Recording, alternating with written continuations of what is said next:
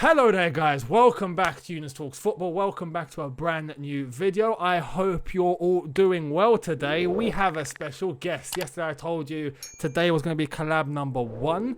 And this is a little bit out of left field because I've found him, stuck in a cave somewhere, hiding. And now I've plucked him out and he's ready to be exposed to the world again.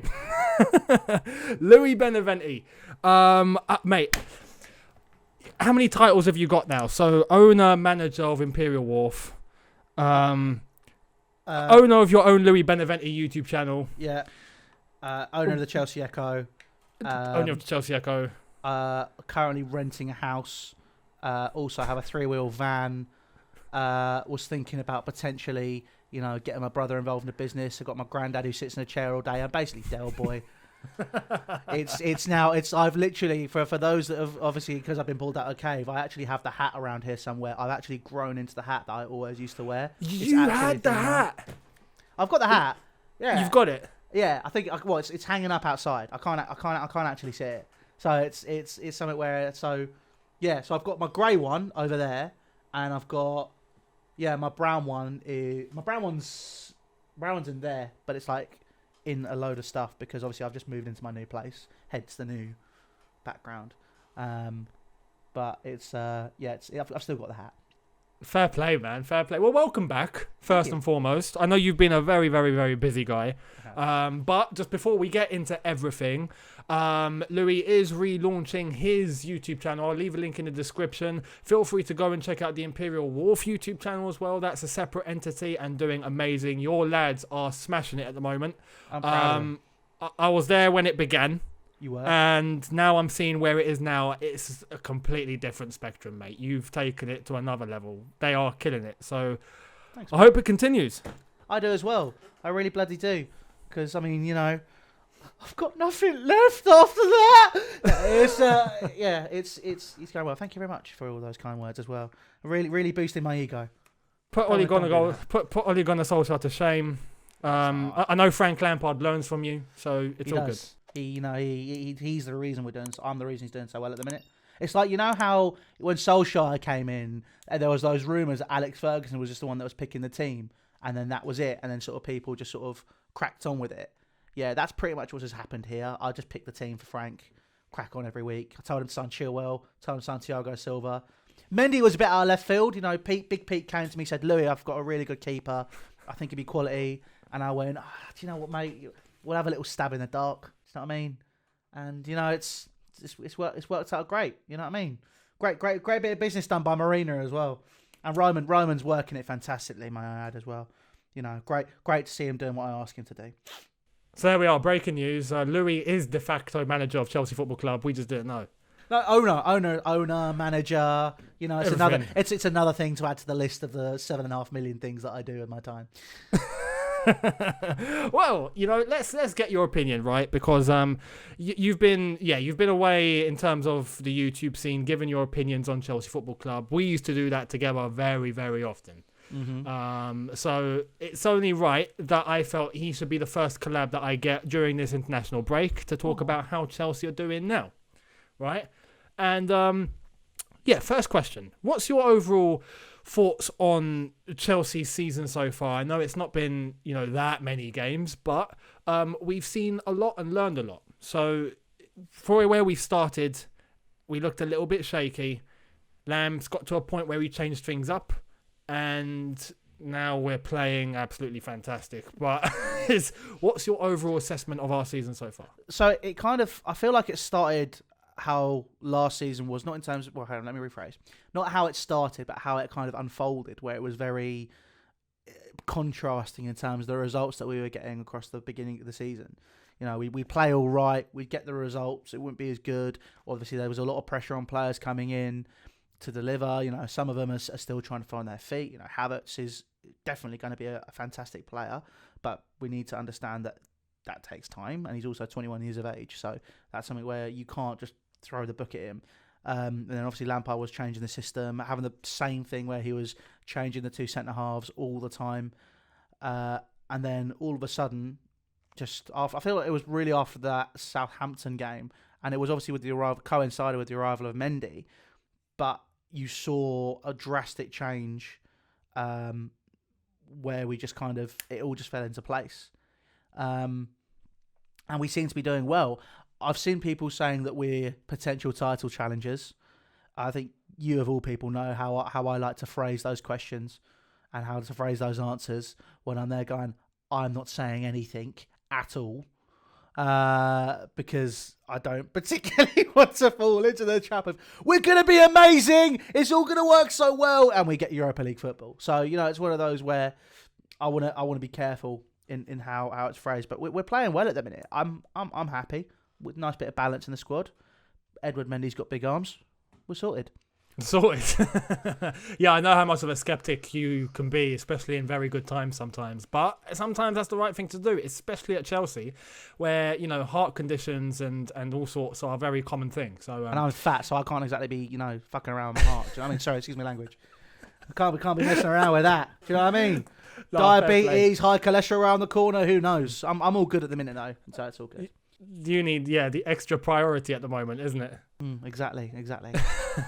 No, you make a very good point, though. We have to be cautious, and we have to, it's still early days, but things are looking good. But in terms of things looking good, since Lampard changed the system, and since Edouard Mendy did introduce himself, and he's been amazing, as you said, big arms, his hands are the size of my room. It's amazing. It's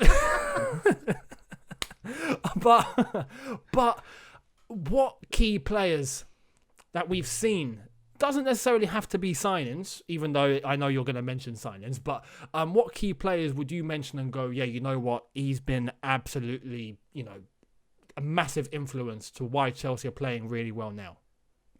Chili B on that train with Jan. I was on that. Me and Jan basically started that train. We're like Southeastern and Southwestern. We took what was...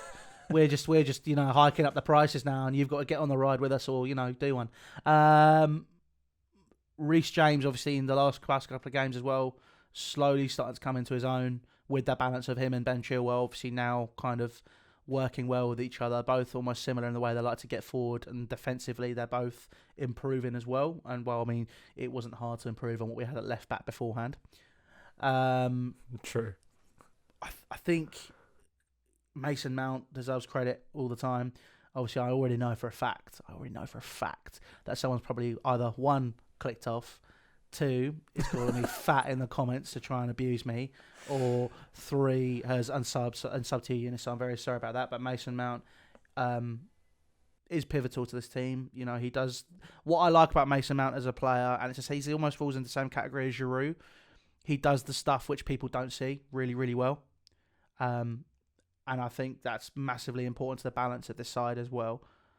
And then, I think we've just come into our own now. It's looking good. And Timo Werner as well. Finally looks like he's hit the ground running. But I can't get the facts out of my head that basically in the I saw it was on Twitter that he just runs like Shane Long, sorry. And it's one of those where I'm there I get slightly worried now that I just see the German Shane Long, but it's Timo Werner.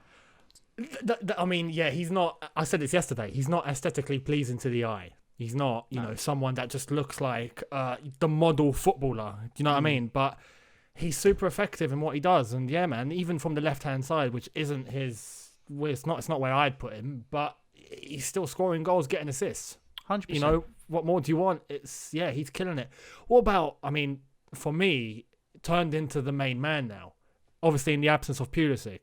But everyone was looking at Werner Havertz. Since Ziyech has walked into this, wow. I forgot about Ziyech. Forgot about him. How? I was literally Louis, leave. that the way he played against Sheffield United, and just watching that, I was like, right, okay, what have you got here? This looks interesting. And what I like about him as well, the way he was playing, he was basically playing in a free roam role. And the way he just went into the middle, just moved wherever he wanted, it gave Reece James the freedom to do what he does best and getting into those positions higher up the pitch. And then because he was there, it means Ziyech could drop deeper and deliver the balls earlier, which is what he's very, very good at, as we saw at Ajax against us last year. And we saw in the game against Sheffield United as well. And obviously, Krasnodar and other games that he's played in, he's been superb as well. But for me, the game where I finally went, right, okay, this looks like a top quality player we've got on our hands. Because I was a bit skeptical. You know, he looked good against us. I liked his arrogance, but I was okay. It's Ajax. You know what I mean? Like, let's see if he can make the step up. You know, there are players which have come from Ajax into the Premier League and have really struggled. He's made the step up so far. I'd be interested to see what he's like against a Man City or a Liverpool. But I think so far he's definitely been someone who's been extremely effective and is definitely added to the balance of the team. But then obviously it gives Frank a little bit of a headache. You know, Havertz, Pulisic, Ziyech, Timo Werner. Obviously, you then got, Tammy Abraham, who's complementing very well with Timo Werner currently as well. We've finally got a kind of a settled team. You've got players which aren't in that 11 now, which are going to want to come in. And obviously with the money that we've spent in those positions over the summer, I was saying this on my channel over the summer, apparently, it's like, okay, now we've got to see how Frank manages this. And we're in a very good position currently. We're playing well. But, again, skepticism. He's got to come in. He's got to figure out what he's got to do with Havertz, with Pulisic, who aren't getting in the side currently, and see how that develops, really. Because, obviously, that's where we're playing the 4-2-3-1. You would see Havertz on the right-hand side of that, or maybe moving into the centre. And then, obviously, now we've got this fantastic balance in the team. It's a difficult one for Frank to juggle with. Yeah, that's true. Especially when they come back from injury / COVID. Yeah. It's going to be interesting to see how he manages. But I think as long as Frank Lampard has all the players in a mindset of, proper professionalism, just like Lamps was as a player, no one moaning, everyone realising this is for the greater good of everybody in the squad. As long as everyone's on that mindset, I think Frank will have the flexibility to juggle when he needs to leave certain players out when he needs to, as long as they understand and know that this is a journey for the whole season, not just for now. Maybe towards the end of the season, everyone will look at it, hopefully in success, fingers crossed, and go, yeah, you know what? The gaffer's got a point. I'm cool with that. Hopefully that's going to be the case. And looking at the mentality of the lads, I don't see anyone that's going to cause a hassle. So I'm optimistic in that sense. But you made a good point, especially in relation to someone like Ziyech or these new signings. When they come up against a City or a Liverpool, I'm even going to throw a Spurs in there. Yeah. They're not looking like the Spurs that we played against in the Carabao Cup, but Spurs that are now starting to run up some serious league form. And we know what Mourinho's second season syndrome's like. We've been there and done it, and it's flipping lovely. But when we play a team like Tottenham later on, or any of the big sides I've just mentioned, can these players, or the way Chelsea are playing at the moment with the nice balance we have, are we going to keep replicating that? Do you have any worry or doubt? Don't let your skepticism, become a clear factor here, mate. But but do you think that what we're seeing now against the Burnley, Sheffield United, we're going to carry into those big games and beat them? You'd like to think so. I mean, let's be honest, Burnley, Sheffield United, two teams that are currently going to be fighting for survival this season by the looks of things. Sheffield United, I think, less so. They're still a very good side. They're very unfortunate against a couple of sides.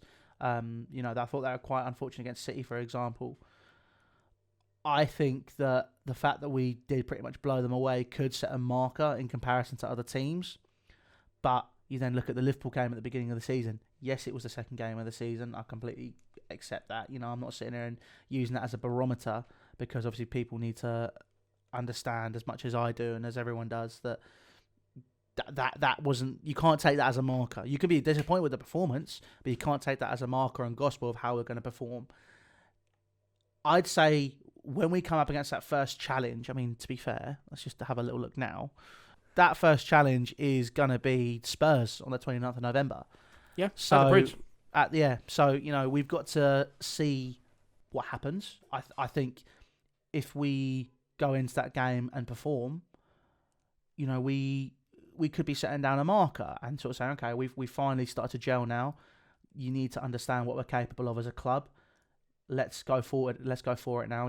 I think minimum everyone is expecting, to be honest, Chelsea to perform this season.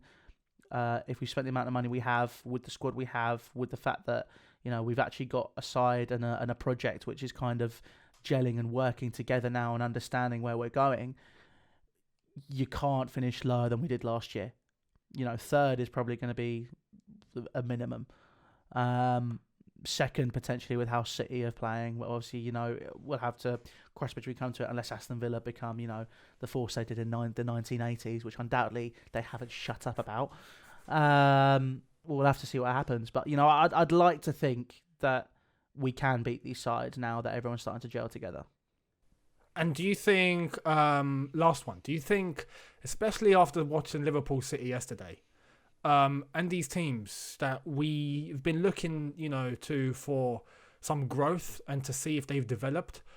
I'm talking, Arsenal, Man United, Spurs, who clearly have. But when you look at all of our opposition, right, at the top six, let's say the top six, does anyone scare you? Especially when you look at City in the way that they've played, Liverpool and their injuries now, they've got a little crisis going on.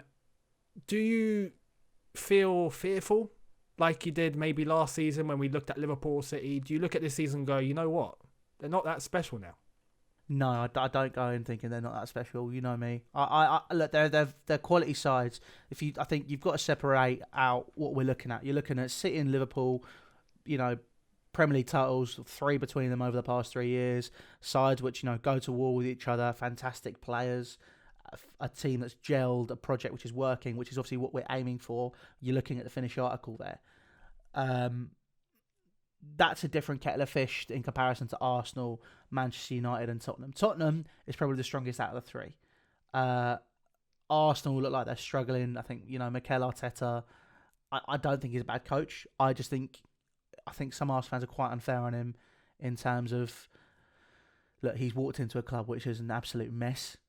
I think that's the understatement of the year, to be honest, actually. I'd use other words, but, I'd like you to keep your monetisation. I think that... Arsenal, mess. Manchester United, Ole Gunnar Solskjaer, I don't know what happens, right? He looks like he's on the verge of getting sacked. And he's like, do you know what, let me just pull this one out of the bag quick. And then, Bob's your uncle, Sally's your aunt, he's back in there and he's sorted. And, Manchester United is just a ticking time bomb continuously.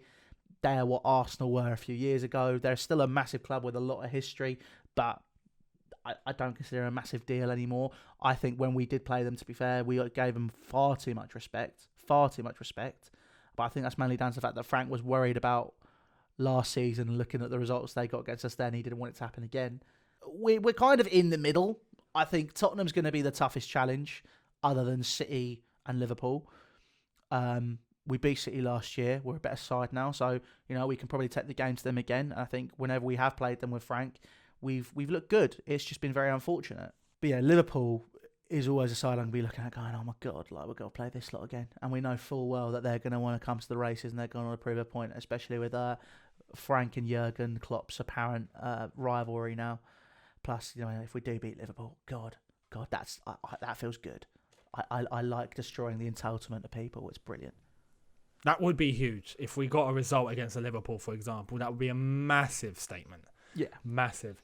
But if you're going for a prediction, right? Season prediction, you can be as skeptical as you want here, mate. Where are we finishing in the league? Where are we finishing in the Champions League? Where are we finishing in the FA Cup?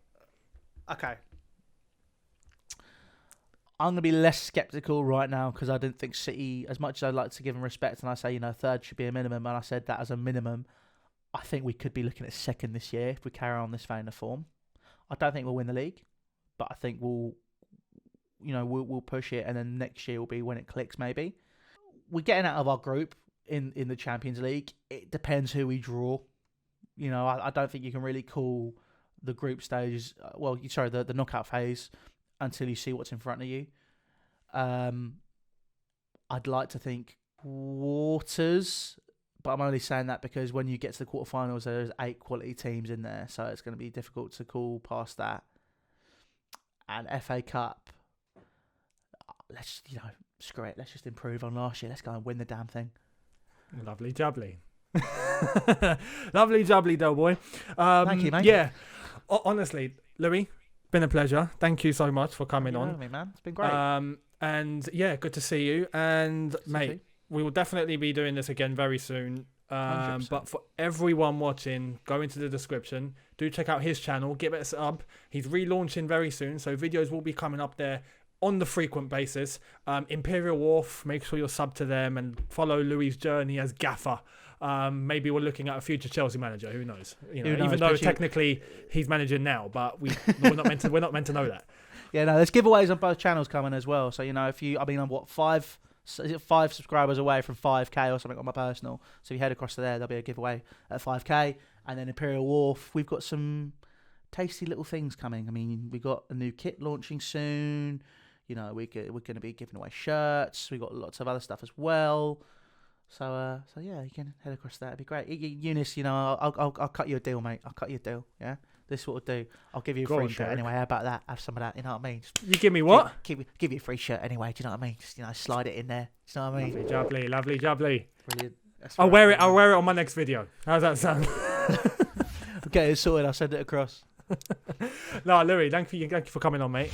And for everyone watching, if you are new, hit the subscribe button, hit the notification bell to be notified once I've uploaded. Smash the like button. And let's try and get to that target. And I will see all of you tomorrow for a brand new one. Thank you so much for watching. Have a good one. Look after yourselves. Take care. And peace. Bye!